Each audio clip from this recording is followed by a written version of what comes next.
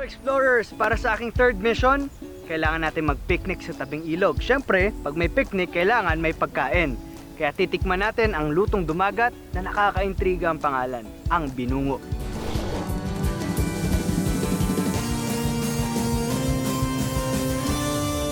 Sa bawat biyahe ko, hindi talaga mawawala ang food trip. At dahil nandito tayo sa Sitio Iligan, kasama natin si Kuya Rolly. Kuya Rolly, Miguel ho, magandang araw ho. Para turuan tayo magluto. Anong lulutuin natin ngayon, Kuya Rolly? Ito po ay binungo. Ano ang binungo?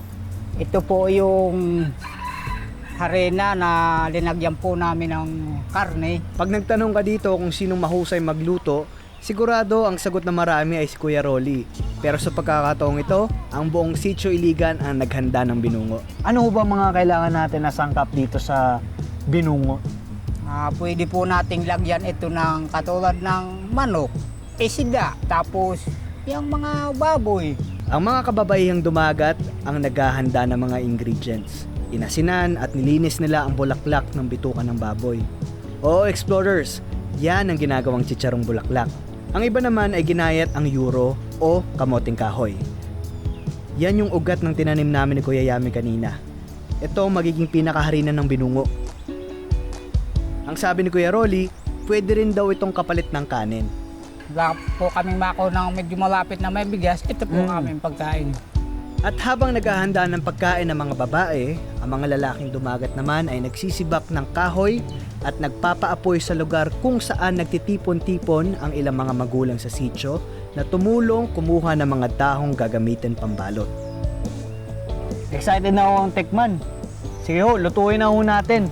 Anong dahon ang ginagamit po pala? Ito ay yung dahong kinukuha namin diyan, yung kung tawagin namin tiklopan. Tiklupan? Kung hindi ho, kung wala hong tiklupan, ano ho pa pong pwede kong gamitin? Dahon ng saging, pwede ho ba? Pwede po dahon ng saging. Pwede ho. Oh.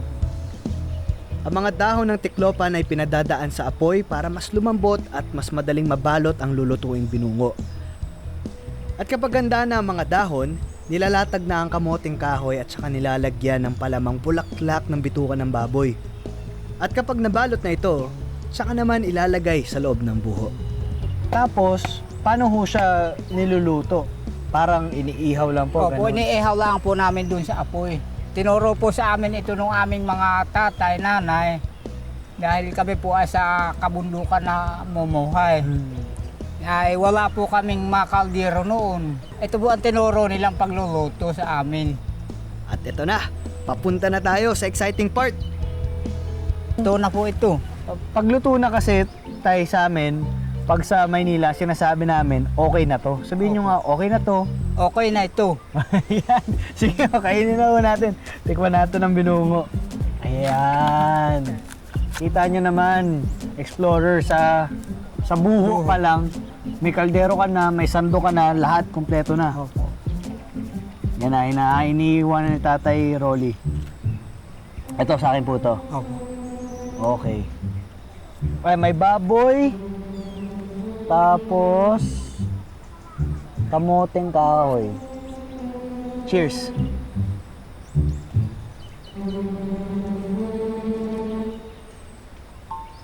Ang sarap. Ang sarap. Para siyang ano, parang siopaw. Parang kumakain ng siopaw. Ang galing. Itong pagluto ng binungo, sinusubukan niyo po bang ituro sa mga kabataan ngayon? Turo po namin doon sa mga anak namin, mga apo. Para sa mga magiging anak at magiging apo nila, at least marunong po sila. Buhay ang tradisyon ng pagluluto ng binungo. Pero masarap talaga. Tay Rolly. Nga? Pwede pa pong huminga? Opo. Ang nagpapalasa sa kanya yung baboy. Yung oil ng baboy, nagpapasarap. Maraming salamat, Tay Rolly. Ayan, explorers, meron na tayong pagkain. Napakasarap.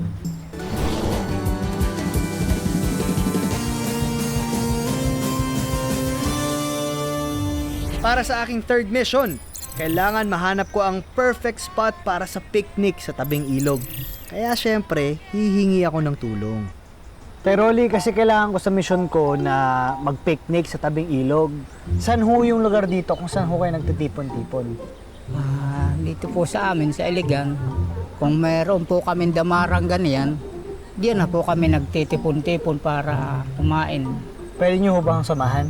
Opo. Sige, dalhin ho natin itong mga binugo. Nung nakita ko yung damara, nako, alam ko na agad na ito ang perfect picnic spot sa tabing ilog. Ito ho yung damara, Tay Opo. Rolly. Ito po yung damara. Oho. Dito ho kayo nagtitipon-tipon. Opo, pag lalo po't gumagawa po kami ng umaga nito, natitipon-tipon po kami dito at ito ang pinagsasalo-saluhan namin ito. Magandang hapon po. May okasyon ho ba at nagaganda ho ng mga suot ninyo eh. May tanong ho ako, meron ho bang sayaw or katutubong kanta ang mga dumagat? Meron po. Meron ho. Pwede nyo ho ba ang turuan? Opo, sila po yung sumasayaw. Pwede nyo ho ba ang turuan kung paano ho ang sayaw ninyo? Sige ho. Tara ho. Paano ho ba yan?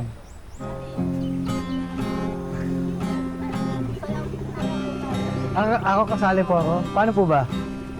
Ang mga sayaw daw nila ay inspired ng mga nakikita nila sa kalikasan, tulad ng mga alon sa tubig o di kaya ng mga dahong kinukumpas ng hangin.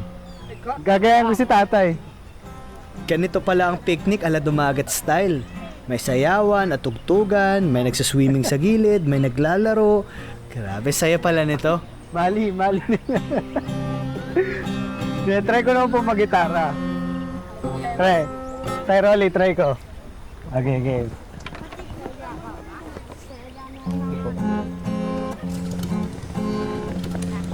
Tama ba, Tay? Tama. Hindi, mas magaling ka pa rin sa akin, Tay Rolly. Nga po. Ayun, maraming salamat po. Thank you.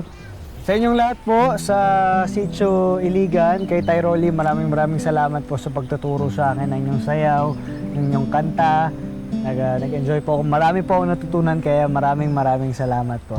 Thank you po. Thank you. Ingat po kayo palagi, ha. Salamat. Bye-bye ho. Bye-bye. Salamat ho. Yo! Mission 3 accomplished! Good job, explorers! Yo, explorers! 1 destination, 3 missions, completed! Ang dami ko natutunan today. Ang dami ko na-gain na real-world XP points. Yo! Adventure badge! Isa lang ibig sabihin yan. Level up tayo. Let's go!